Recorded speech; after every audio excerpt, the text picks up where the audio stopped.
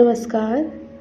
स्वागत है आपका इंस्पायरिंग स्टोरी के चैनल पर। आज की कहानी है लेखक मुंशी प्रेमचंद जी की लिखी हुई मंदिर और मस्जिद।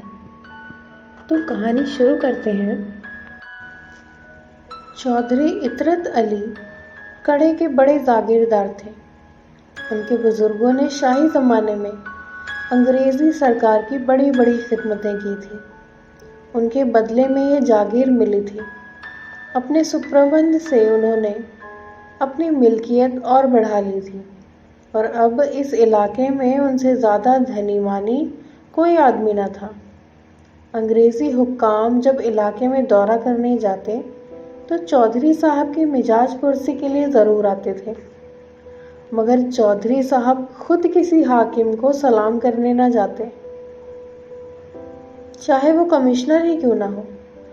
उन्होंने कचहरियों में ना जाने का व्रत सा कर लिया था। किसी इजलास दरबार में भी ना जाते थे। किसी हाकिम के सामने हाथ बांधकर खड़ा होना और उसकी हर एक बात पर जी हुजूर करना अपनी शान के खिलाफ समझते थे। वो यथासाध्य किसी मामले मुकदमे में ना पड़ते थे, चाहे अपना नुकसान ही क्यों ना होता हो।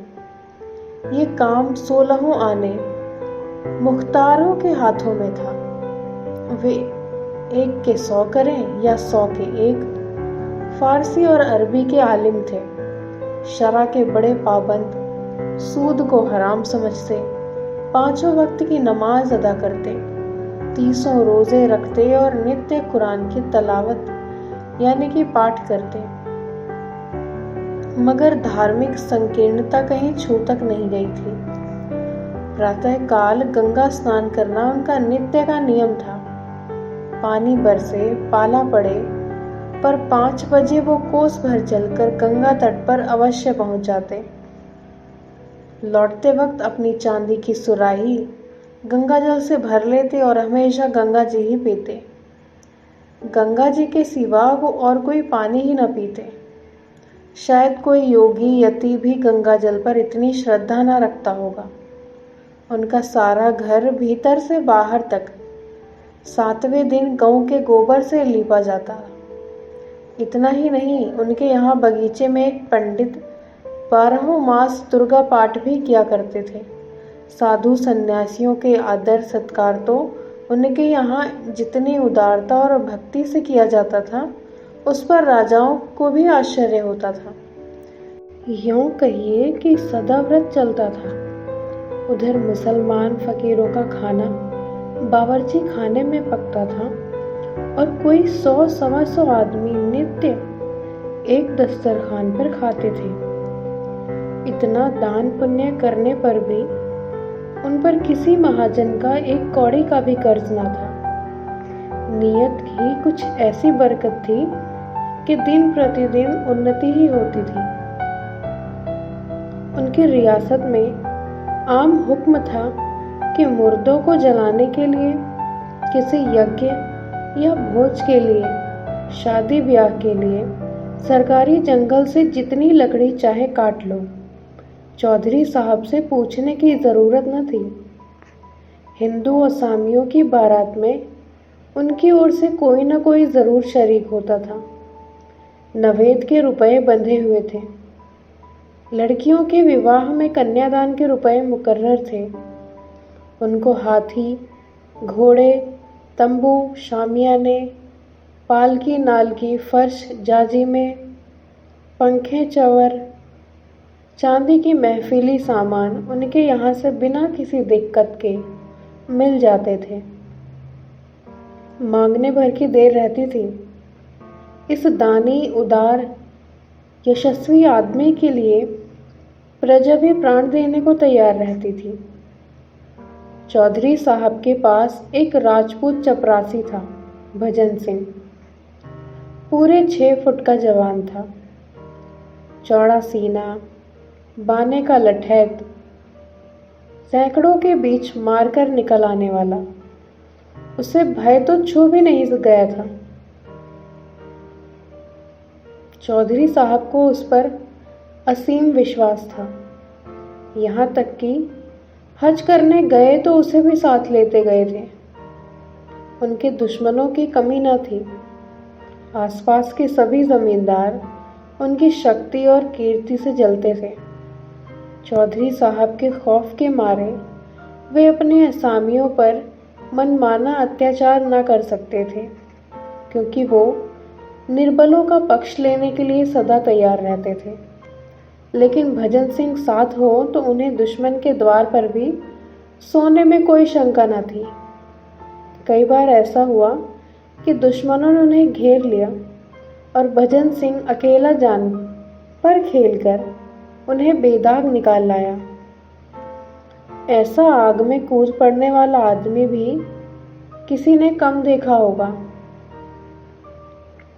वो कहीं बाहर जाता तो जब तक खैरियत से घर ना पहुंच जाए, चौधरी साहब को शंका बनी रहती थी कि कहीं किसी से लड़ न बैठा हो। बस पालतू भेड़ें की सी दशा थी जो जंजीर से छूटते ही किसी न किसी से टक्कर लेने दौड़ता है। तीनों लोक में चौधरी साहब के सिवा उसकी निगाहों में और कोई न था। बादशाह कहो, मालिक कहो, देवता कहो, जो कुछ थे चौधरी साहब थे। मुसलमान लोग चौधरी साहब से जला करते थे। उनका ख्याल था कि वो अपने दीन से फिर गए हैं। ऐसा विचित्र जीवन सिद्धांत उनकी समझ में क्यों कर आता? मुसलमान सच्चा मुसलमान है तो गंगा जल क्यों पिए? साधुओं का आदर सत्कार क्यों करे? दुर्गा पाठ क्यों करावे? मुल्लाओं में उनके खिलाफ हंडिया पकती रहती थी और हिंदुओं को जक देने की तैयारियां होती रहती थी। आखिर ये राय तय पाई कि ठीक जन्माष्टमी के दिन ठाकुर द्वारे पर हमला किया जाए और हिंदुओं का सिर नीचा कर दिया जाए। दिखा दिया जाए कि चौधरी साहब के बल पर फूले फूले फिरना तुम्हारी भूल है। चौधरी साहब कर ही क्या लेंगे? अगर उन्होंने हिंदुओं की हिमायत की तो उनकी भी खबर ली जाएगी, सारा हिंदूपन निकल जाएगा। अंधेरी रात थी। कड़े के बड़े ठाकुर द्वारे में कृष्ण का जन्मोत्सव मनाया जा रहा था। एक वृद्ध महात्मा पोपले मुंह से तंबूरों पर ध्रुपद अलाप रहे थे और भक्तजन ढोल मंजीरे लिए बैठे थे कि इनका गाना बंद हो तो हम अपने कीर्तन की शुरुआत करें। भंडारी प्रसाद बना रहा था। सैकड़ों आदमी तमाशा देखने के लिए जमा थे। सहसा मुसलमानों का एक दल लाठियां लिए हुए आ पहुंचा और मंदिर पर पत्थर बरसाना शुरू किया। शोर मच गया। पत्थर कहाँ से आते हैं? ये पत्थर कौन फेंक रहा है? कुछ लोग मंदिर के बाहर निकलकर देखने लगे। मुसलमान लोग तो घात में बैठे ही थे। लाठियां जमानी शुरू की। हिंदुओं के हाथ में उस समय ढोल मंजीरे के सिवा और क्या था? कोई मंदिर में आ छिपा, कोई किसी तरफ भागा। चारों तरफ शोर मच गया। चौधरी साहब को भी खबर हुई। भजन सिंह से बोले, ठाकुर देखो तो क्या शोरगुल है। जाकर बदमाशों को समझा दो और ना माने तो दो चार हाथ चला भी देना, मगर खून खच्चर न होने पाए। ठाकुर ये शोरगुल सुनकर दांत पीस रहे थे। दिल पर पत्थर सिल रखे बैठे थे। ये आदेश सुना तो मुंह मांगी मुराद पाई। शत्रु भंजन डंडा कंधे पर रखा और लपके हुए मंदिर पहुंचे। वहां मुसलमानों ने घोर उपद्रव मचा रखा था। कई आदमियों का पीछा करते हुए मंदिर में घुस गए थे और शीशे के सामान तोड़ रहे थे। ठाकुर की आंखों में खून उतर आया। सिर पर खून सवार हो गया। ललकारते हुए मंदिर में घुस गया और बदमाशों को पीटना शुरू किया। एक तरफ तो वो अकेला और दूसरी तरफ 50 आदमी। लेकिन वाह रे शेर, अकेले सबके छक्के छुड़ा दिए। कई आदमियों को मार गिराया। गुस्से में उसे इस वक्त कुछ ना सोचता था। किसी के मरने जीने की परवाह न थी। मालूम नहीं उसमें इतनी शक्ति कहाँ से आ गई थी। उसे ऐसा जान पड़ता था कि कोई दैवीय शक्ति मेरी मदद कर रही है। कृष्ण भगवान स्वयं उसकी रक्षा करते हुए मालूम होते थे। धर्म संग्राम में मनुष्यों से अलौकिक काम हो जाते हैं। उधर ठाकुर के चले आने के बाद चौधरी साहब को भय हुआ कि कहीं ठाकुर किसी का खून न कर डाले। उसके पीछे खुद भी मंदिर में आ पहुंचे। देखा तो कोहराम मचा हुआ है। बदमाश लोग अपनी जान लेकर बेतहाशा भागे जा रहे हैं। कोई पड़ा कराह रहा है, कोई हाय हाय कर रहा है। ठाकुर को पुकारना ही चाहते थे कि सहसा एक आदमी भागा हुआ आया और उनके सामने आता आता जमीन पर गिर पड़ा। चौधरी साहब ने उसे पहचान लिया और दुनिया आंखों में अंधेरी ही हो गई। ये उनका इकलौता दामाद और उनकी जायदाद का वारिस शाहिद हुसैन था। चौधरी ने दौड़कर शाहिद को संभाला और जोर से बोला, ठाकुर इधर आओ। लालटेन लालटेन, ये तो मेरा ही शाहिद है। ठाकुर के हाथ पांव फूल गए। लालटेन लेकर बाहर निकले। शाहिद हुसैन ही थे। उनका सिर फट गया था और रक्त उछलता हुआ निकल रहा था। चौधरी ने सिर पीटते हुए कहा, ठाकुर तूने तो मेरा चिराग ही गुल कर दिया। ठाकुर ने थरथर कांपते हुए कहा, मालिक भगवान जानते हैं मैंने पहचाना नहीं। चौधरी, नहीं, मैं तुम्हारे ऊपर इल्ज़ाम नहीं रखता। भगवान के मंदिर में किसी को घुसने का अख्तियार नहीं है। अफसोस यही है कि ख़ानदान का निशान मिट गया और तुम्हारे हाथों। तुमने मेरे लिए हमेशा अपनी जान हथेली पर रखी और खुदा ने तुम्हारे ही हाथों मेरा सत्यानाश करा दिया। चौधरी साहब रोते जाते थे और ये बातें कहते जाते थे। ठाकुर ग्लानि और पश्चाताप से गड़ा जाता था। अगर उसका अपना लड़का मारा गया होता तो उसे इतना दुख न होता। मेरे हाथों से मेरे मालिक का सर्वनाश हुआ, जिसके पसीने की जगह वो खून बहाने को तैयार रहता था, जो उसका स्वामी ही नहीं इष्ट था, जिसके जरा से इशारे पर वो आग में कूद सकता था। उसी के वंश की उसने जड़ काट दी। वो उसकी आस्तीन का सांप निकला। रूंधे हुए कंठ से बोला, सरकार मुझसे बढ़कर अभागा और कौन होगा। मेरे मुंह में कालिक लग गई। ये कहते कहते ठाकुर ने कमर से छुरा निकाल लिया। वो अपनी छाती में छुरा घोंप कर कालिमा को रक्त से धोना ही चाहते थे कि चौधरी साहब ने लपक कर छुरा उनके हाथों से छीन लिया और बोले, क्या करते हो? होश संभालो। ये तकदीर के करिश्मे हैं, इसमें तुम्हारा कोई कसूर नहीं। खुदा को जो मंजूर था वो हुआ।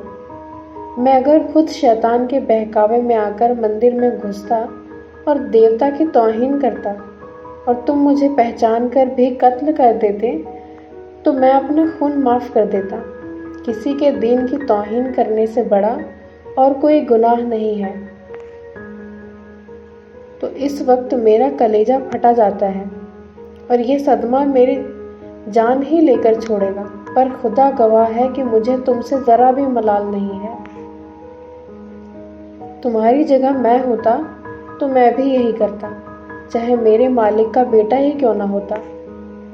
घर वाले मुझे तानों से छेदेंगे, लड़की रो रो कर मुझसे खून का बदला मांगेगी। सारे मुसलमान मेरे खून के प्यासे हो जाएंगे। मैं काफिर और बेदीन कहा जाऊंगा। शायद कोई दीन का पक्का नौजवान मुझे कत्ल करने पर भी तैयार हो जाए, लेकिन मैं हक से मुंह ना मोड़ूंगा। अंधेरी रात है, इसी दम तुम यहाँ से भाग जाओ और मेरे इलाके में किसी छावनी में छिप जाओ। वो देखो, कई मुसलमान चले आ रहे हैं, मेरे घर वाले भी हैं। भागो भागो। साल भर भजन सिंह चौधरी साहब के इलाके में छिपा रहा। एक ओर मुसलमान लोग उसकी टोह में लगे रहते थे, दूसरी ओर पुलिस, लेकिन चौधरी उसे हमेशा छिपाते रहते थे। अपने समाज के ताने सहे, अपने घर वालों का तिरस्कार सहा, पुलिस के वार सहे, मुल्लाओं की धमकियां सही, पर भजन सिंह की खबर किसी के कानों कान न होने दी। ऐसे वफादार स्वामी भक्त सेवक को वो जीते जी निर्दय कानून के पंजे में न देना चाहते थे। उनके इलाके की छावनियों में कई बार तलाशियां हुई। मुल्लाओं ने घर के नौकरों, मामाओं को मिलाया, लेकिन चौधरी ने ठाकुर को अपने एहसानों की भांति छिपाए रखा। लेकिन ठाकुर को अपने प्राणों की रक्षा के लिए चौधरी साहब को संकट में पड़े देखकर असह्य वेदना होती थी। उसके जी में बार बार आता था, चलकर मालिक से कह दूं, मुझे पुलिस के हवाले कर दीजिए। लेकिन चौधरी साहब बार बार उसे छिपे रहने की ताकीद करते रहते थे। जाड़ों के दिन थे। चौधरी साहब अपने इलाके का दौरा कर रहे थे। अब वो मकान पर बहुत कम रहते थे। घर वालों के शब्द बाणों से बचने का यही उपाय था। रात को खाना खाकर लेटे ही थे कि भजन सिंह आकर सामने खड़ा हो गया। उसकी सूरत इतनी बदल गई थी कि चौधरी साहब देखकर चौंक पड़े। ठाकुर ने कहा, सरकार अच्छी तरह हैं? चौधरी, हाँ, खुदा का फजल है, तुम तो बिल्कुल पहचाने ही नहीं जाते। इस वक्त कहाँ से आ रहे हो? ठाकुर, मालिक, अब तो छिपकर नहीं रहा जाता। हुक्म हो तो जाकर अदालत में हाजिर हो जाऊं। जो भाग्य में लिखा होगा वही होगा। मेरे कारण आपको इतनी हैरानी हो रही है, यह मुझसे देखा नहीं जाता। चौधरी, नहीं ठाकुर, मेरे जीते जी नहीं। तुम्हें जानबूझकर भाड़ के मुंह में डाल नहीं सकता। पुलिस अपनी मर्जी के माफिक शहादतें बना लेगी और मुफ्त में तुम्हें जान से हाथ धोना पड़ेगा। तुमने मेरे लिए इतने बड़े बड़े खतरे सहे हैं, अगर मैं तुम्हारे लिए इतना भी ना कर सकूं तो मुझसे कुछ मत कहना। ठाकुर, कहें किसी से सरकार? चौधरी, इसका बिल्कुल गम ना करो। जब तक खुदा को मंजूर ना होगा, कोई मेरा बाल भी बांका नहीं कर सकता। तुम अब जाओ, यहाँ ठहरना खतरनाक है। ठाकुर, सुनता हूँ लोगों ने आपसे मिलना जुलना छोड़ दिया है। चौधरी, दुश्मनों का दूर रहना ही अच्छा। लेकिन ठाकुर के दिल में जो बात जम गई थी वो ना निकली। इस मुलाकात ने उसका इरादा और भी पक्का कर दिया। इन्हें मेरे कारण यूं मारे मारे फिरना पड़ रहा है। यहाँ इनका कौन अपना बैठा हुआ जो चाहे आकर हमला कर सकता है? मेरी इस जिंदगानी को धिक्कार है। प्रातःकाल ठाकुर जिला हाकिम के बंगले पर पहुंचा। साहब ने पूछा, तुम अब तक चौधरी के कहने से छिपे थे? ठाकुर, नहीं हुजूर, अपनी जान के खौफ से। चौधरी साहब ने यह खबर सुनी तो सन्नाटे में आ गए। अब क्या हो? अगर मुकदमे की पैरवी ना की गई तो ठाकुर का बचना मुश्किल है। पैरवी करते हैं तो इस्लामी दुनिया में तहलका पड़ जाता है। चारों तरफ से फतवे निकलने लगेंगे। उधर मुसलमानों ने ठान ली कि इसे फांसी दिलाकर ही छोड़ेंगे। आपस में चंदा किया गया। मुल्लाओं ने मस्जिद में चंदे की अपील की। द्वार द्वार झोली बांधकर घूमे। इस पर कौमी मुकदमे का रंग चढ़ाया गया। मुसलमान वकीलों को नाम लूटने का मौका मिला। आसपास के जिलों में लोग जिहाद में शरीक होने के लिए आने लगे। चौधरी साहब ने भी पैरवी करने का निश्चय किया, चाहे कितनी ही आफतें क्यों न सिर पर आ पड़े। ठाकुर उन्हें इंसाफ की निगाह में बेकसूर मालूम होता था और बेकसूर की रक्षा करने में उन्हें किसी का खौफ न था। घर से निकल खड़े हुए और शहर में जाकर डेरा जमा लिया। 6 महीने तक चौधरी साहब ने जान लड़ा कर मुकदमे की पैरवी की, पानी की तरह रुपए बहाए, आंधी की तरह दौड़े, वो सब किया जो जिंदगी में कभी न किया था। अहलकारों की खुशामदें की, वकीलों के नाज उठाए और ठाकुर को छुड़ा लिया। सारे इलाके में धूम मच गई। जिसने सुना दंग रह गया। इसे कहते हैं शराफत। अपने नौकर को फांसी से उतार लिया, लेकिन सांप्रदायिक द्वेष ने इस सत्कार्य को और ही आंखों से देखा। मुसलमान झल्लाए, हिंदुओं ने बगले बजाई। मुसलमान समझे इनकी रही सही मुसलमानी भी गायब हो गई। हिंदुओं ने ख्याल किया अब इनकी शुद्धि कर लेनी चाहिए, इसका मौका आ गया है। मुल्लाओं ने जोर जोर से तबलीग की हाँक लगानी शुरू की। हिंदुओं ने भी संगठन का झंडा उठाया। मुसलमानों की मुसलमानी जाग उठी और हिंदुओं का हिंदुत्व। ठाकुर के कदम भी इस रेले में उखड़ गए। मनचले थे ही हिंदुओं के मुखिया बन बैठे। जिंदगी में कभी एक लोटा जल तक शिव को न चढ़ाया था, अब देवी देवताओं के नाम पर लठ चलाने के लिए उद्यत हो गए। शुद्धि करने को कोई मुसलमान ना मिला तो 1-2 चमारों की ही शुद्धि करा डाली। चौधरी साहब के दूसरे नौकरों पर भी असर पड़ा। जो मुसलमान कभी मस्जिद के सामने खड़े ना होते थे, वे 5 वक्त की नमाज अदा करने लगे। जो हिंदू कभी मंदिरों में झांकते ना थे, वे दोनों वक्त संध्या करने लगे। बस्ती में हिंदुओं की संख्या अधिक थी। उस पर ठाकुर भजन सिंह बने उनके मुखिया, जिनकी लाठी का लोह सब मानते थे। पहले मुसलमान संख्या में कम होने पर भी उन पर गालिब रहते थे, क्योंकि वे संगठित न थे। लेकिन अब वे संगठित हो गए थे। मुट्ठी भर मुसलमान उनके सामने क्या ठहरते। 1 साल और गुजर गया। फिर जन्माष्टमी का उत्सव मनाया। हिंदुओं को अभी तक अपनी हार भूली न थी। गुप्त रूप से बराबर तैयारियां होती रहती थी। आज प्रातः काल से ही भक्त लोग मंदिर में जमा होने लगे। सबके हाथों में लाठियां थी। कितने ही आदमियों ने कमर में छुरे छिपा लिए थे। छेड़कर लड़ने की राय पक्की हो गई थी। पहले कभी इस उत्सव में जुलूस ना निकलता था, आज धूमधाम से जुलूस भी निकलने की ठहरी। दीपक जल चुके थे। मस्जिदों में शाम की नमाज होने लगी थी। जुलूस निकला।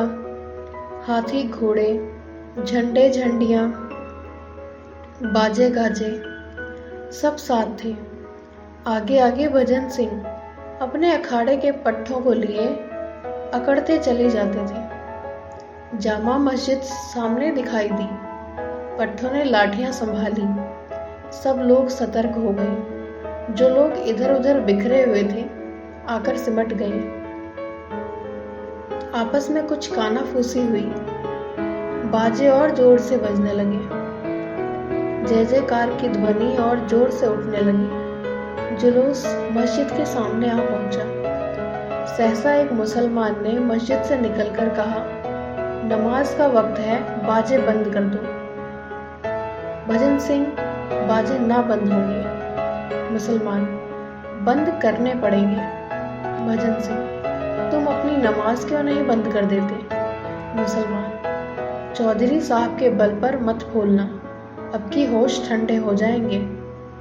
भजन सिंह, चौधरी साहब के बल पर तुम फूलो, यहाँ अपने ही बल का भरोसा है, ये धर्म का मामला है। इतने में कुछ और मुसलमान निकल आए और बाजे बंद करने का आग्रह करने लगे। इधर और जोर से बाजे बजने लगे। बात बढ़ गई। एक मौलवी ने भजन सिंह को काफिर कह दिया। ठाकुर ने उसकी दाढ़ी पकड़ ली। फिर क्या था, सूरमा लोग निकल पड़े। मारपीट शुरू हो गई। ठाकुर हल्ला मारकर मस्जिद में घुस गए और मस्जिद के अंदर मारपीट होने लगी। ये नहीं कहा जा सकता कि मैदान किसके हाथ रहा। हिंदू कहते थे हमने खदेड़ खदेड़ कर मारा, मुसलमान कहते थे हमने वो मार मारी कि फिर सामने नहीं आएंगे, पर इन विवादों के बीच एक बात मानते थे, और वो थी ठाकुर भजन सिंह की अलौकिक वीरता। मुसलमानों का कहना था कि ठाकुर ना होता तो हम किसी को जिंदा न छोड़ते। हिंदू कहते थे कि ठाकुर सचमुच महावीर का अवतार है। इसकी लाठियों ने उन सबों के छक्के छुड़ा दिए। उत्सव समाप्त हो चुका था। चौधरी साहब दीवान खाने में बैठे हुए हुक्का पी रहे थे। उनका मुख लाल था, त्योरियां चढ़ी हुई थी और आंखों से चिंगारियां से निकल रही थी। खुदा का घर नापाक किया गया, ये ख्याल रह रहकर उनके कलेजे को भसोसता था। खुदा का घर नापाक किया गया। जालिमों को लड़ने के लिए क्या नीचे मैदान में जगह ना थी? खुदा के पाक घर में ये खून खच्चर, मस्जिद की ये बेहुरमती। मंदिर भी खुदा का घर है और मस्जिद भी। मुसलमान किसी मंदिर को नापाक करने के लिए सजा के लायक है, क्या हिंदू मस्जिद को नापाक करने के लिए उसी सजा के लायक नहीं? और ये हरकत ठाकुर ने की। इसी कसूर के लिए तो उसने मेरे दामाद को कत्ल किया। मुझे मालूम होता कि उसके हाथों से ऐसा खेल होगा तो उसे फांसी पर चढ़ने देता। क्यों उसके लिए इतना हैरान, इतना बदनाम, इतना जोरबार होता? ठाकुर मेरा वफादार नौकर है। उसने बारहा मेरी जान बचाई है। मेरे पसीने की जगह खून बहाने को तैयार रहता है, लेकिन आज उसने खुदा के घर को नापाक किया है और इसकी सजा मिलनी चाहिए। इसकी सजा क्या है? जहन्नुम। जहन्नुम की आग के सिवा इसकी और कोई सजा नहीं है। जिसने खुदा के घर को नापाक किया उसने खुदा की तौहीन की। खुदा की तौहीन। सहसा ठाकुर भजन सिंह आकर खड़े हो गए। चौधरी साहब ने ठाकुर को क्रोधोन्मत्त आंखों से देखकर कहा, तुम मस्जिद में घुसे थे? भजन सिंह, सरकार मौलवी लोग हम लोगों पर टूट पड़े। चौधरी, मेरी बात का जवाब तो दो, तुम मस्जिद में घुसे थे? भजन सिंह, जब उन लोगों ने मस्जिद के भीतर से हमारे ऊपर पत्थर फेंकना शुरू किया तब हम लोग उन्हें पकड़ने के लिए मस्जिद में घुस गए। चौधरी, जानते हो मस्जिद खुदा का घर है? भजन सिंह, जानता हूँ हुजूर। क्या इतना भी नहीं जानता? चौधरी, मस्जिद खुदा का वैसा ही पाक घर है जैसे मंदिर। भजन सिंह ने इसका कुछ जवाब न दिया। चौधरी, अगर कोई मुसलमान मंदिर को नापाक करने के लिए गर्दन जदनी है तो हिंदू भी मस्जिद को नापाक करने के लिए गर्दन जदनी है। भजन सिंह इसका भी कुछ जवाब न दे सका। उसने चौधरी साहब को कभी इतने गुस्से में नहीं देखा था। चौधरी, तुमने मेरे दामाद को कत्ल किया और मैंने तुम्हारी पैरवी की। जानते हो क्यों? इसलिए कि मैं अपने दामाद को उस सजा के लायक समझता था। अगर तुमने मेरे बेटे को या मुझे को उस कसूर के लिए मार डाला होता तो मैं तुमसे खून का बदला न मांगता। वही कसूर आज तुमने किया है। अगर किसी मुसलमान ने मस्जिद में तुम्हें जहन्नुम में पहुंचा दिया होता तो मुझे सच्ची खुशी होती, लेकिन तुम बेहयाओं की तरह वहां से बचकर निकल आए। क्या तुम समझते हो खुदा तुम्हें इस फेल की सजा न देगा? खुदा का हुक्म है कि जो उसकी तौहीन करे उसकी गर्दन मार देनी चाहिए। ये हर एक मुसलमान का फर्ज है। चोर अगर सजा न पावे तो क्या वो चोर नहीं? तुम मानते हो या नहीं कि तुमने खुदा की तौहीन की? ठाकुर इस अपराध से इनकार न कर सके। चौधरी साहब के सत्संग ने हठ धर्मी को दूर कर दिया था। बोले, हाँ साहब, ये कसूर तो हो गया। चौधरी, इसकी जो सजा तुम दे चुके हो वो सजा खुद लेने को तैयार हो? ठाकुर, मैंने जानबूझकर तो दूल्हा मियाँ को नहीं मारा था। चौधरी, तुमने ना मारा होता तो मैं अपने हाथों से मारता। समझ गए? अब मैं तुमसे खुदा की तौहीन का बदला लूंगा। बोलो, मेरे हाथों चाहते हो या अदालत के हाथों? अदालत से कुछ दिनों के लिए सजा पा जाओगे। मैं कत्ल करूँगा। तुम मेरे दोस्त हो, मुझे तुमसे मुतल्लक किन्ना नहीं है। मेरे दिल को कितना रंज है ये खुदा के सिवा और कोई नहीं जान सकता, लेकिन मैं तुम्हें कत्ल करूँगा, मेरे दीन का ये हुक्म है। ये कहते हुए चौधरी साहब तलवार लेकर ठाकुर के सामने खड़े हो गए। विचित्र दृश्य था। एक बूढ़ा आदमी, सिर के बाल पके, कमर झुकी, तलवार लिए एक देव के समान खड़ा था। ठाकुर लाठी के एक ही वार से उनका काम तमाम कर सकता था, लेकिन उसने सिर झुका लिया। चौधरी के प्रति उसके रोम रोम में श्रद्धा थी। चौधरी साहब अपने दीन के इतने पक्के हैं, इसकी उसने कभी कल्पना तक न की थी। उसे शायद धोखा हो गया था कि ये दिल से हिंदू हैं। जिस स्वामी ने उसे फांसी से उतार लिया, उसके प्रति हिंसा या प्रतिकार का भाव उसके मन में क्यों आता? वो दिलेर था और दिलेरों की भांति निष्कपट था। उसे इस समय क्रोध न था, पश्चाताप था। दीन कहता था मारो, सज्जनता कहती थी छोड़ो। दीन और धर्म में संघर्ष हो रहा था। ठाकुर ने चौधरी का असमंजस देखा। गदगद कंठ से बोला, मालिक, आपकी दया मुझ पर हाथ ना उठाने देगी। अपने पाले हुए सेवक को आप मार नहीं सकते, लेकिन ये सिर आपका है, आपने इससे बचाया था, आप इसे ले सकते हैं।